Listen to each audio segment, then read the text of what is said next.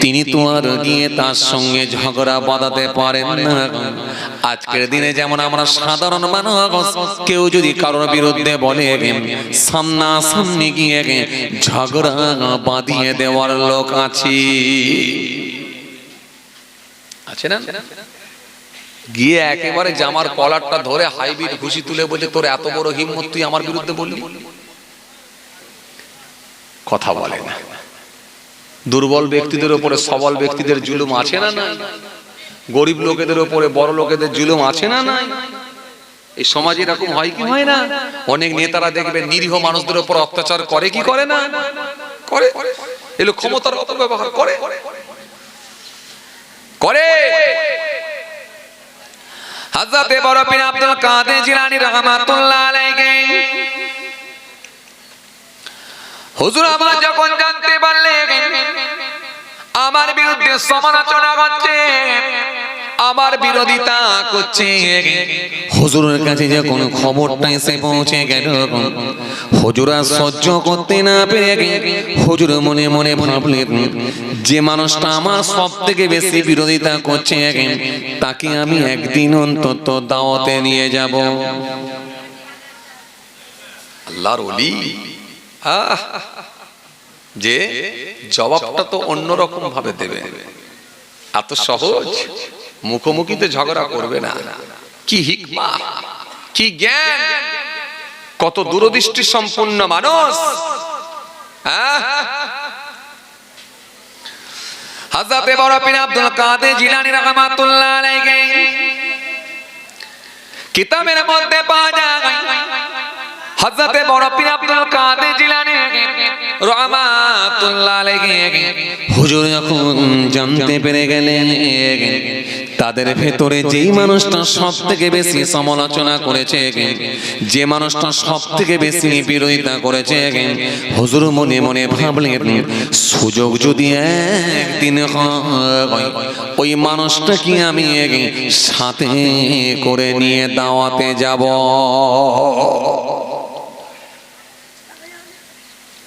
আল্লাহর ওলি চিন্তা ভাবনা করলেন, একদিন ওকে সাথে করে নিয়ে দাওয়াতে যাব। আর আমার আল্লাহ ওই সময় ওর চোখে যদি দেখিয়ে দেয়, আমি কে বুঝে যাবে, আমি কে বুঝে যাবে। কথা কিছু বুঝতে পারছো? আমি কে বুঝতে পারবে, সাথে করে নিয়ে যাব একদিন। হযরতে বড় পীর আব্দুল কাদের জিলানী রাহমাতুল্লাহ আলাইহি হুজুর একদিন দাওয়াতে যাবে। হুজুর যখন প্রস্তুতি নিয়ে নিয়েছেন, হুজুর যখন রেডি হয়ে গেছে, মনে মনে ভাবলেন, যেতে যেতে যেতে যেতে যদি ওই মানুষটার সঙ্গে সাক্ষাৎ হয়, আমি ওই মানুষটাকে সাথে করে নিয়ে দাওয়াতে নিয়ে যাব। আর আল্লাহর কুদরতি ক্ষমতা, হযরতে বড় পীর আব্দুল কাদের জিলানী ওই রাস্তা দিয়ে হেঁটে হেঁটে যেতে যেতে ওই মানুষটার সঙ্গে সাক্ষাৎ হয়ে গেল, ওই মানুষটার সঙ্গে মোলাকাত হয়ে গেল। সাক্ষাৎ হয়ে যাওয়ার পরে বললেন, বাবা চলো তোমাকে দাওয়াতে নিয়ে যাবো, তুমি দাওয়াতে যাবে, চলো। এখন লোকটি ভাবছে, আমি এত হুজুরের বিরোধিতা করেছি, সমালোচনা করেছি, এর পরও হুজুর আমাকে দাওয়াতে নিয়ে যাবো বলছে, তাহলে নিশ্চয়ই হুজুর মনে হয় আমার ব্যাপারটা কিছু জানে না। জানলে আর নিয়ে যেত? কথা বলে নি, জানলে নিয়ে যেত? তাহলে নিশ্চয় হুজুর মনে হয় কিছু জানে না, কিছু জানে না, জানলে আর নিয়ে যেত? আমরা সাধারণ মানুষ কি করি, কেউ আপনার বিরোধিতা করলে যদি খবর পেয়ে রেগে যাব না, তাকে আবার দাওয়াত নিয়ে যাবো সাথে করে, পারলে দু ঘুষি দিলে ভালো হয়, ওকে আবার দাওয়াতে নিয়ে যাবো। আরে কথা বলেননি কেন? হ্যাঁ, তো লোকটি মনে মনে ভাবলো, হুজুর যখন আমাকে সাথে করে নিয়ে যাবে বলেছে, তাহলে নিশ্চয় হুজুর মনে হয় আমার ব্যাপারটা কিছুই জানতে পারে। লোকটি বলে, হুজুর ঠিক আছে যাবো। অতি আগ্রহ দেখিয়ে বলল, হুজুর আপনি বলছেন যখন যাবনি মানে নিশ্চয়ই যাব। হুজুর ঠিক আছে আমি যাবো, তাহলে রেডি হয়ে আসি। হুজুর বললেন, হ্যাঁ তুমি রেডি হয়ে এসো, যাও তোমাকে সাথে করে নিয়ে যাবো। কিতাবের মধ্যে পাওয়া যায়, হযরতে বড় পীর আব্দুল কাদের জিলানী কুতুবে রাব্বানী মাহবুবে সুবহানী কাদের জিলানী হুজুর আমার থাকতে না পেরে ওই মানুষটাকে সাথে করে নিয়ে দাওয়াতে যাবার জন্য রওনা হয়ে গেলেন। বেশ কিছু দূর চলে গেলেন, আরো কিছু দূর গেলেন, আরো কিছু দূর গেলেন। বহুদূর যাওয়ার পরে হুজুর মনে মনে ভাবলেন জোহরের নামাজ খানা আদায় করে নি। হযরতে বড় পীর আব্দুল কাদের জিলানী রাহমাতুল্লাহ আলাইহি হুজুর মনে মনে ভাবলেন নামাজ তো আল্লাহর হুকুম, নামাজটা একটু আদায় করে নি। জোহরের সালাত কেন নামাজ আল্লাহর হুকুম। আসসালাতু ইমাদুদ্দিন মান আকামাহা ফাকাদ আকামাদ্দিন ওয়া মান তারাকাহা ফাকাদ হাদামাদ্দিন। নামাজ হলো ধর্মের খুঁটি, নামাজ হলো দ্বীনের খুঁটি। যে নামাজ কায়েম করলো দ্বীন কায়েম করলো, যে নামাজ ছেড়ে দিল দ্বীনকে ধ্বংস করলো, দ্বীনকে খতম করলো। আমার আল্লাহ বলেছেন ইন তানসুরুল্লাহা ইয়ানসুরকুম ওয়া ইউসাব্বিত আকদামাকুম। যে ব্যক্তি আমার দ্বীনকে সাহায্য করবে আমি আল্লাহ কথা দিচ্ছি তাকে সাহায্য করব। সালাত সম্পর্কে অনেক আয়াত, অনেক হাদিস, অনেক আয়াত এসেছে। তো হুজুর সালাত আদায় করবেন বলে প্রস্তুতি নিচ্ছেন। তৎকালীন সময় গাড়ি ঘোড়া ছিল না, রাস্তাঘাট এরকম পরিষ্কার ছিল না, এরকম পিকআপওয়ালা গাড়িগুলো ছিল না। হয় হেঁটে হেঁটে যেতে হতো, আর নাহলে সেই উটের পিঠে চেপে এক জায়গা থেকে আরেক জায়গায়, মরুভূমির বালু, জঙ্গল, কোথায় পাহাড়, সবকে কাটিয়ে যেতে হতো। বড় কষ্ট করে হুজুর হেঁটে হেঁটে যাচ্ছেন। আল্লাহর ওলি হযরত বড় পীর আব্দুল কাদের জিলানী রাহমাতুল্লাহ আলাইহি হুজুর থাকতে না পেরে সঙ্গী মানুষটাকে বললেন বাবা একটু সালাত আদায় করব, একটু নামাজ পড়ব বাবা। চলো চলো, ওই সামনের বৃক্ষটা দেখা যাচ্ছে, গাছটা দেখা যাচ্ছে, ওই গাছের নিচে গিয়ে আমি একটু সালাত আদায় করব। হযরত বড় পীর আব্দুল কাদের জিলানী রাহমাতুল্লাহ আলাইহি হুজুর আমার সহ্য করতে না পেরে ওই মানুষটাকে এই কথা বলে ওই গাছের ছায়াতে গিয়ে জোহরের নামাজ পড়বেন বলে মন স্থির করে ফেললেন। হুজুর নিজের পুটুলির ভেতর থেকে, কাঠুলির ভেতর থেকে নামাজের ধোয়া কাপড়খানা বের করে নিলেন। বের করে নিয়ে বিছায়া দিয়ে হুজুর জোহরের সালাত আদায় করলে। জোরে 4 রাকাত সুন্নাত পড়ে নিলেন। হুজুর আমার ফরজ নামাজ আদায় করলেন, সুন্নাত পড়ে নিলেন, নফল পড়ে নিলেন, জোহরের নামাজ পড়ে নিলেন। ওই মানুষটা দূরে বসে আছে আর হুজুর আমার নামাজ আদায় করছেন। নামাজের সমাপ্তি ঘটিয়ে বেশ কিছুক্ষণ ধরে হুজুর দোয়া পড়তে লাগলেন, তাসবিহ পড়তে লাগলেন। আল্লাহ আল্লাহ আল্লাহ আল্লাহ করে তাসবিহ জিকির করতে লাগলেন, তাসবিহ পড়তে লেগেছে। হুজুর আমার যখন তাসবিহ পড়তে লেগেছেন, হুজুর আমার যখন তাসবিহ পড়ছেন, ওই মানুষটা দূরে বসে আছে। দূর থেকে হুজুরের দিকে তাকিয়ে দেখলেন হুজুর আমার তাসবিহ পড়ছেন। তাসবিহ যখন পড়ছেন হুজুরের দিকে তাকালেন, তাকিয়ে একবার ওই মানুষটার লক্ষ্যটা গেল গাছের দিকে, ওই বৃক্ষর দিকে। বৃক্ষর দিকে তাকালেন, গাছের দিকে তাকালেন, তাকিয়ে দেখলেন ওই গাছেতে যতগুলো পাতা, যতগুলো ডাল আছে ওই ডালেতে যতগুলো পাতা রয়েছে প্রত্যেকটা পাতাতে পাতাতে বড় পীর সাহেব বসে বসে তাসবিহ পড়ছে। প্রত্যেকটা পাতাতে বসে বসে বড় পীর সাহেব তাসবিহ পড়ছে। আল্লাহু আকবার, তাসবিহ পড়তে লেগেছে বড় পীর সাহেব। লোকটি যখন এইরকম অবস্থা দেখলাম, ওই মানুষটি হতভম্ব হয়ে গেল, অবাক হয়ে গেল, হতভম্ব হয়ে গেল। কি আমি দেখছি? আমি তো দেখছি বড় পীর সামনে বসে আছে, আবার গাছের পাতাতে কেমন করে যায়। আমি কি ভুল দেখলাম? আবার দ্বিতীয়বার তাকিয়ে দেখে না না, যেটা দেখেছি সেটা ঠিকই দেখেছি। বড় পীর জমিনেও যেমন আছে, বড় পীর গাছের পাতাতে তেমনই আছে। আরো জোরে বলেন, আরো জোরে বলেন। মানুষটি চমকে উঠল, আল্লাহ কি দেখছি আমি? সেই বড় পীর আমার সামনে গাছের পাতায় কেমন করে। আবার মনে মনে ভাবলেন আমি কি ভুল দেখছি? আবার তিনি তাকালেন গাছের দিকে, তিনবার হয়ে গেল। গাছের পাতার দিকে তাকিয়ে দেখেন, ওই গাছের দিকে তাকান, গাছেতে যতগুলো ডাল রয়েছে ওই প্রত্যেকটা ডালেতে যতগুলো পাতা রয়েছে প্রত্যেকটা পাতাতে পাতাতে বড় পীর সাহেব বসে বসে তাসবিহ পড়ছে। হুজুরের তাসবিহ পড়া হয়ে গেল, দোয়া হয়ে গেল। হুজুর আমার উঠে পড়েছেন, এবারে যাবেন। লোকটি ছুটে এসে হুজুরের পা দুটো জড়িয়ে ধরতে যায়। হুজুর বললেন ডোন্ট টাচ মি, টাচ করবে না, ছোঁবে না, ছোঁবে না। কি হয়েছে বলো?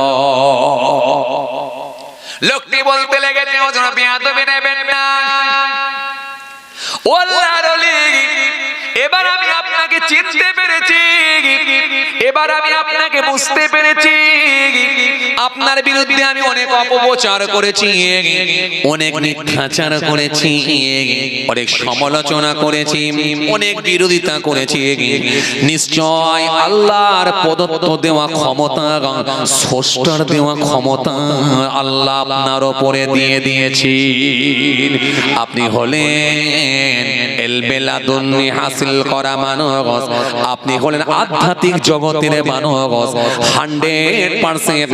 এটা হলো আমার মালিকের দেওয়া ক্ষমতা।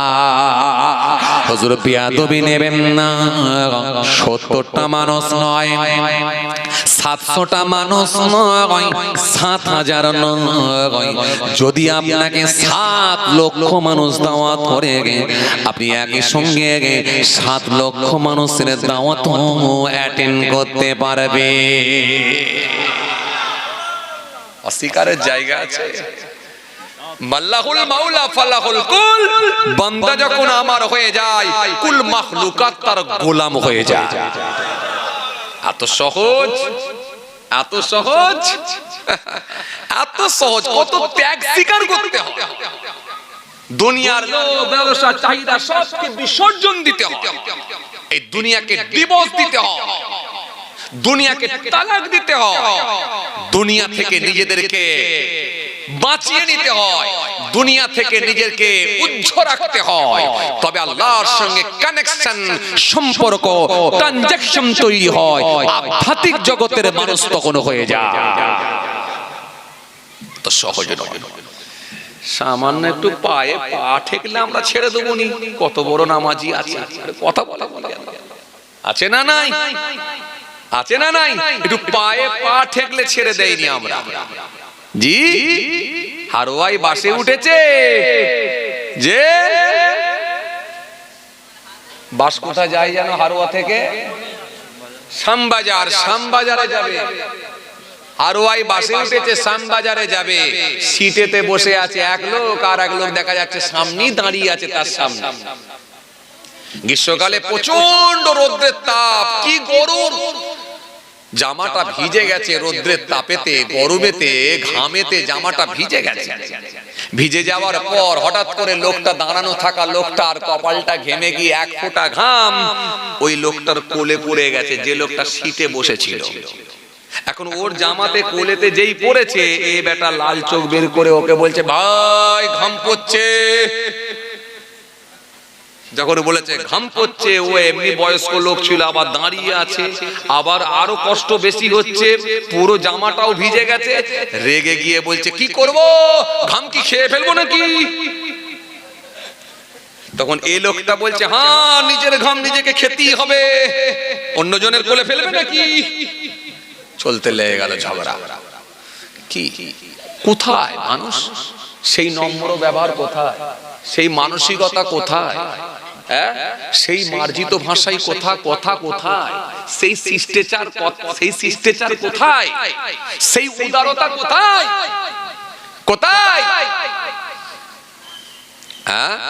একটু সামান্য হলে হিংস্র প্রাণীর নাই লেগে যাচ্ছে। কথা বলেন ঠিক কি না? আবার নিজেকে নামাজে দাঁড়িয়ে গেলে আল্লাহর ওলি বলে দাবি করছেন। না না, অত সহজ নয়। আপনি পাল্টাতে পেরেছেন কতটা, এটা আমার আল্লাহ দেখে নেবেন। এত সহজ নয় ভাইরা আমার, বন্ধুরা আমার, সাথী মহব্বতের ভাইরা। ও দান তুলতে হবে না, থাক তাহলে ছেড়ে দিয়ে আর বলবো না, ছেড়ে দিচ্ছি ভাই। যাক, আবার আল্লাহ নিয়ে হবে এখন ইনশাআল্লাহ। ছেড়ে দি, আল্লাহ ফের কোনদিন সুযোগ দিলে ইনশাআল্লাহ আলোচনা হবে। যে আরে যে এই কল্প মানুষে আবার দান নেবেন। যাক, তাহলে ছেড়ে দিচ্ছি, আমি আর সময় নেব না। আল্লাহ যদি ফের কোনো সুযোগ দেয় ইনশাআল্লাহ আলোচনা হবে। সবাই আমার জন্য দোয়া করবেন, আমিও আপনাদের জন্য দোয়া করি। অসমাপ্ত বক্তব্যকে সমাপ্তির দিকে আগিয়ে দিচ্ছি, কথা বুঝে আসছে। যাক, অনেকটা সময় আপনারা দিয়েছেন আর আলোচনা করতে চাইছিনি। যাক বাবাজি, আমার ভাইরা, সবাই আমার জন্য দোয়া করবেন। আল্লাহ যদি ফের কোনো সুযোগ দেয় ইনশাআল্লাহ আলোচনা হবে। আমার ভাইরা বড় আশা করে বলেছে, প্রতি বছর তো আপনারা দান দেন, তাই আশা করেছে, জানি কিছু হবে, কিছু আশা করেছে। জি, আর আপনাদের দানেতেই তো আল্লাহ এত বড় সুন্দর মাহফিল করিয়েছেন। কত লাইট বলেন দেখিনি খালি। জি জি, কত লাইট, ওটা প্যান্ডেল দেখেন পুরো লাইটে ভর্তি হয়ে গেছে, চেন লাইট লাগানো আছে না? হ্যাঁ, কি সুন্দর লাগছে বলেন দেখি। মাশাআল্লাহ, কি সুন্দর প্যান্ডেল। আজ থেকে 20 বছর 30 বছর আগে এরকম প্যান্ডেল ছিল না। হারকেন দিয়ে আজ শুনতে গেছে, জিজ্ঞেস করে দেখেন, সেই পুরানো লোক এখনো আছে, হারকেন দিয়ে আওয়াজ শুনতে গেছে। আর আজ গোটা গ্রাম আলো হয়ে যাচ্ছে। আলহামদুলিল্লাহ, শুধু জলসার মজলিস নয়, গোটা গ্রাম আলো হয়ে গেছে। আল্লাহ কবুল করে। যাক, আমি আজ সময় নিতে চাইছি না, আল্লাহ নিয়ে এলে আবার আলোচনা হবে। এখন বলতে গেলে আবার দেরি হয়ে যাবে। কি বুঝতে পারছেন কথা? এখন যদি ফের বলতে যাই আবার একটু দেরি হয়ে যাবে, কথা বুঝতে পারছেন? যাক ভাইরা আমার, বন্ধুরা আমার, সাথী মহব্বতের ভাইরা, এই জন্য ইমানদার হওয়া, মোমেন হওয়া খুব কঠিন ব্যাপার বাবা। এই কোরআন হাদিসের মাপকাঠি দিয়ে যদি দেখা হয়, আসল জায়গায় আসা খুব কঠিন। এই জন্য কোরআন বলেছে, ইন্নামাল মুমিনুনা ইখওয়াতুন ফাসলিহু বাইনা আখাওয়াইকুম ওয়াত্তাকুল্লাহ লাআল্লাকুম তুরহামুন।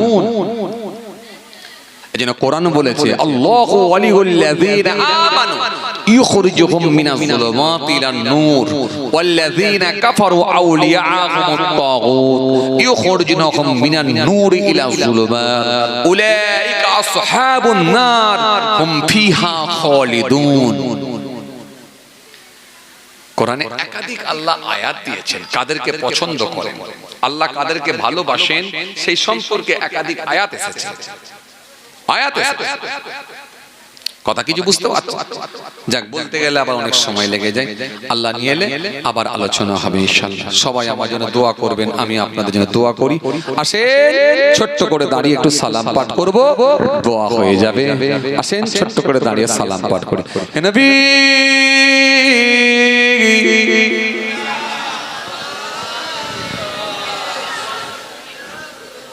সালামুন আলাইকা, সালামুন আলাইকা, সালাওয়াতুল্লাহ আলাইকা। আজ হে ঈদে মুবারক, আজ হে রোজে মুসররত, আজ হে ওয়াক্তে বিলাদাত, আজ হে মিলাদ গাযরাত, ইয়া নবী সালাম, ইয়া রাসূল সালাম, ইয়া হাবিব সালামুন আলাইকা, সাল্লাল্লাহু আলাইকা, ইয়া নবী সালাম লো আমার, ইয়া রাসূল সালাম লো আমাদের, ইয়া হাবিব সালাম লো বালা, মোরা যে সবাই গুনাহগার, ইয়া নবী সালাম, ইয়া রাসূল সালাম, ইয়া হাবিব সালামুন আলাইকা, সালাওয়াতুল্লাহ আলাইকা। সকলে বলেন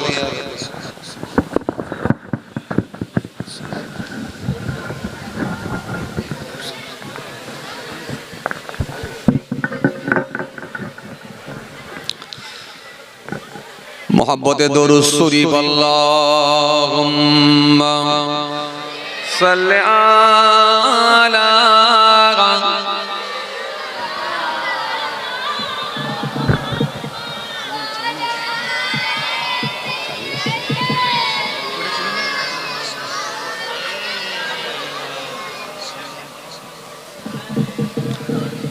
দরুদ শরীফ, আল্লাহুম্মা সাল্লি আলা সাইয়্যিদিনা ওয়া আলা আলি সাইয়্যিদিনা।